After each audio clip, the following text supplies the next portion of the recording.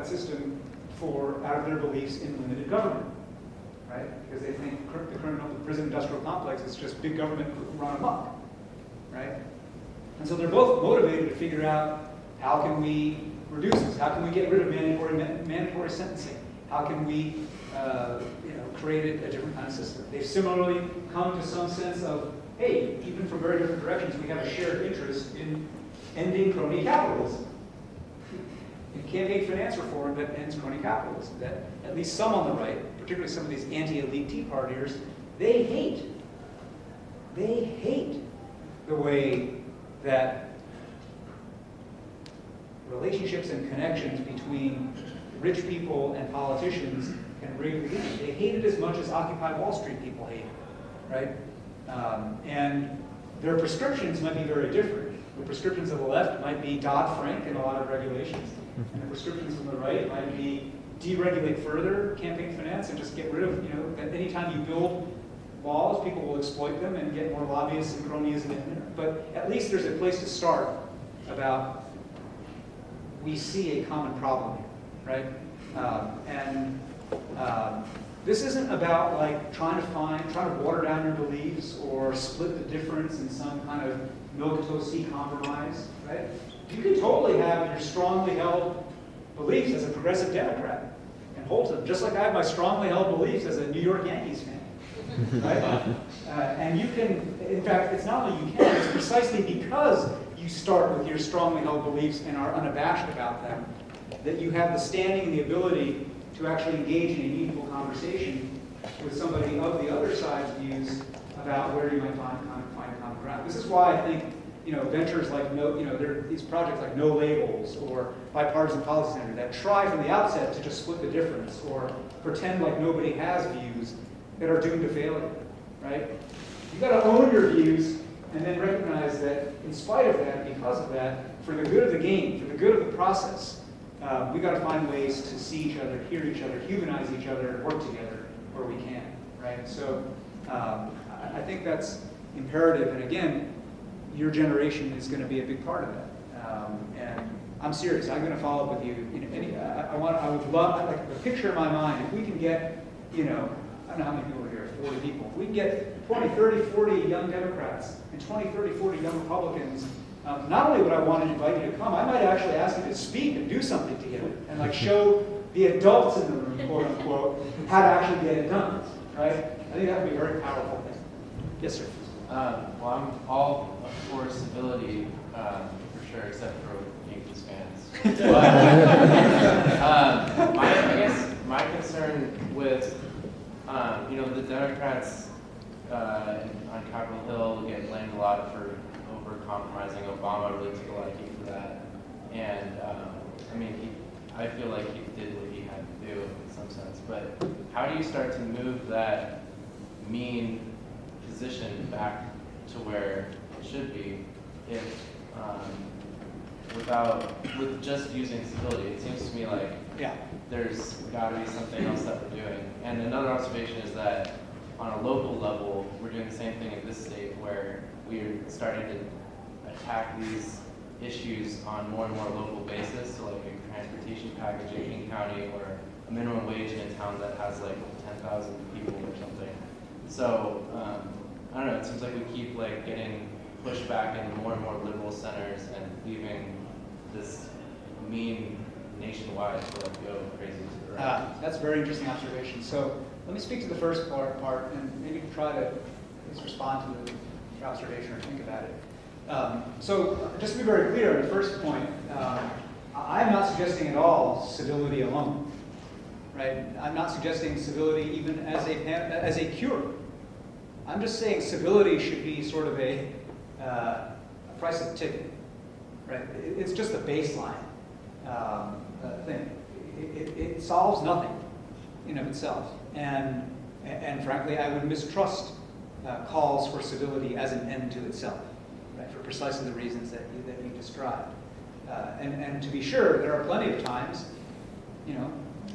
like the way that the way that voting rights are being restricted in a lot of states of the former Confederacy call not necessarily for civility, but for moral outrage, right? So, that's number one. But number two, I think, it's civility plus. And the plus, to get to your question of how do you move the mean back toward the left, is to remember that, look, our elected officials, any elected official in this country, even in our very rigged, gerrymandered Congress, right, and legislative districts, in which things have gotten more ideologically pure and less of a price is paid for extremism, even there, the fact is that, number one, almost all electeds, though we call them elected leaders, are mainly exquisite followers. They will, my friend David Rolfe, who runs SEIU 775, the big home care workers union here, he gives a great talk where he asks, who is the most progressive president in the last 40 years? I'll ask you, just kind of quick popcorn. Who's the most progressive president in the last 40 years? Who? Carter? Nixon? What? EPA man. Yeah. Okay, so you all laugh, but Nixon is the correct answer. Oh yeah. Nixon is the correct answer. EPA, Clean Water Act, Clean Air Act, price controls, affirmative action, institutionalized. I mean, all this stuff that today Democrats would give an arm and a leg for, right? Richard Nixon presided over and acted, right? Why?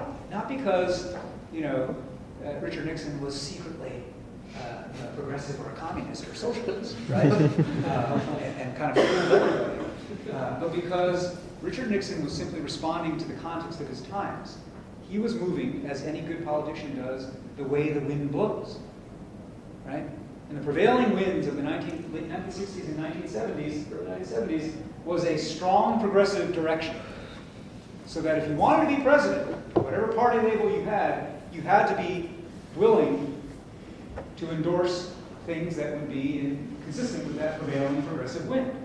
And so David's kind of punchline in this talk that he gives, David Rolfe, is be the wind. Right? Don't worry about find the perfect candidate. Right? That was our, don't worry, don't obsess over is this individual candidate pure enough? Barack Obama, what does he really believe? Right? Don't obsess over these things. Be the wind. Amass voice, amass more power. And look, if we want an example of how effective even a minority of people can be at being the wind, please see Tea Party. Right? The Tea Party is a minority of a minority party in this country. Even in districts where an avowed Tea Party member is the congressperson, they don't constitute a full majority of the electorate. Right? They have just simply been the most organized, the most able to find and navigate the channels of power, the most able to leverage their amassed voice and clout and votes to threaten and intimidate candidates and prospective electeds to change, to be the wind.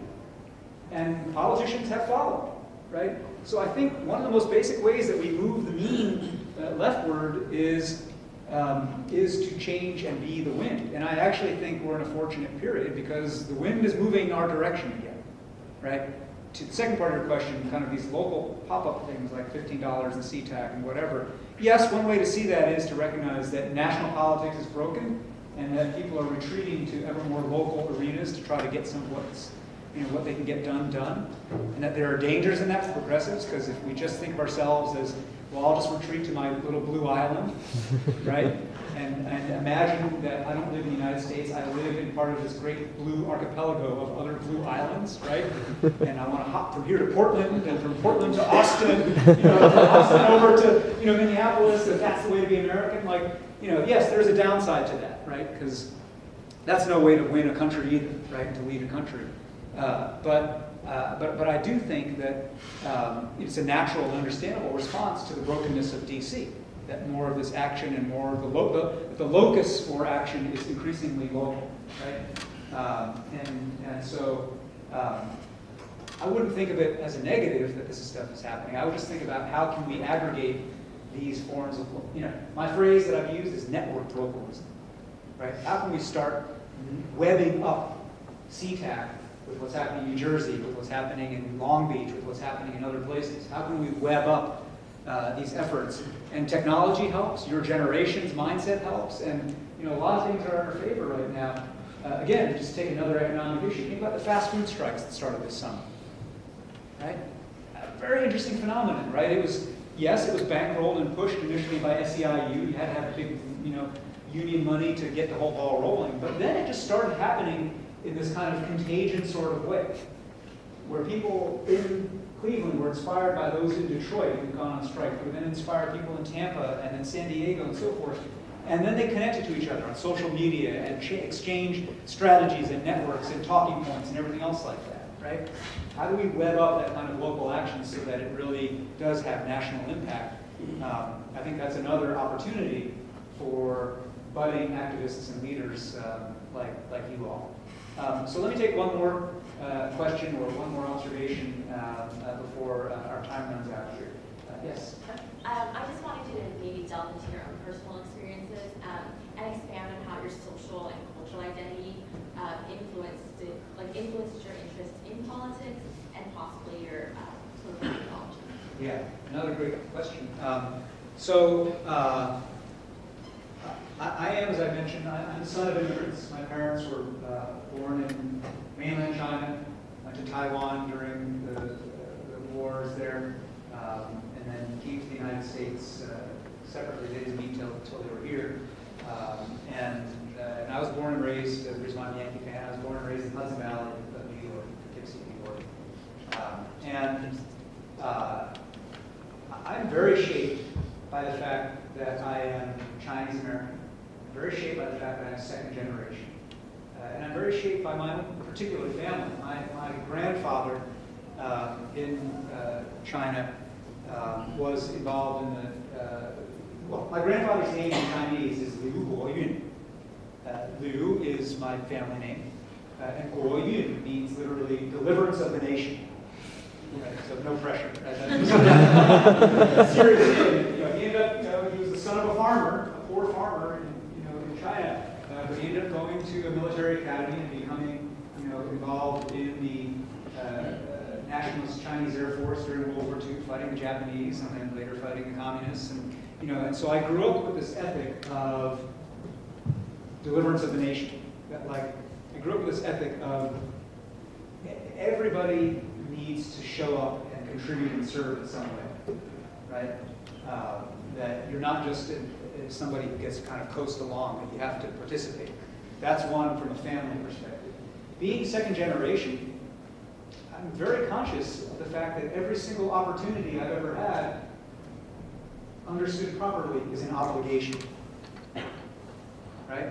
I had the, like many of you here, I had the dumb luck to be born in the United States in 1968, right? That's super lucky in the broad scheme of things in human history. And the fact that we all get to be here having this conversation, breathing air that's clean, in a structure that is safe, getting an education that is outstanding, in a world, in a country that is not at war, where this stuff actually means something, right? And where people like all of us, whose families come from every corner of the planet, that didn't happen by accident, right? That is an obligation. And being second generation, being born into that without having done anything to make it happen, makes me feel very much like my whole point and purpose is to earn it, right? The other dimension, though, I think being Chinese American, being Asian American, has shaped my views of public life and politics in many, many ways. Number one, it's made me realize, my first book I mentioned is called The Accidental Asian, and part of the point of that book was that back then, that was 1998, and I think still to an extent today, our conversations about race in this country, to the extent that we have them in non-insane ways, are so binary. They are black-white conversations, right? As somebody who is neither black nor white, that's not satisfying, right? That was true in 1998. We today are living that times 100, right? And the hope and the prospects for both America and frankly for the Democratic Party is that, to quote James Baldwin, America is white no longer and will never be white again, right? That demographic trends of becoming a majority-minority nation and having race get complexified not only beyond a binary but beyond categories themselves is one that makes it incumbent upon me, I feel like, for us to kind of be at the leading edge of a new kind of conversation about race and identity and being American, right? And I have a new book coming out next year, actually, that in a sense is sort of a bookend to this generation, reflecting, these 16 years later on a lot of these same questions, but particularly asking about being Chinese American in this moment of China and America, right? Where the kind of world's kind of gravitational centers are these two places. They are often seen in conflict or in tension, and therefore there is or is imputed to people like me conflict and tension in my heart, in my loyalties, in my identity, and everything else, right? And what's in this new book, I think goes a lot to just my worldview here, which is that our job, all of us, whether you are a person of color or not, is to redeem America. America is a creed. Right? Yesterday was the 150th anniversary.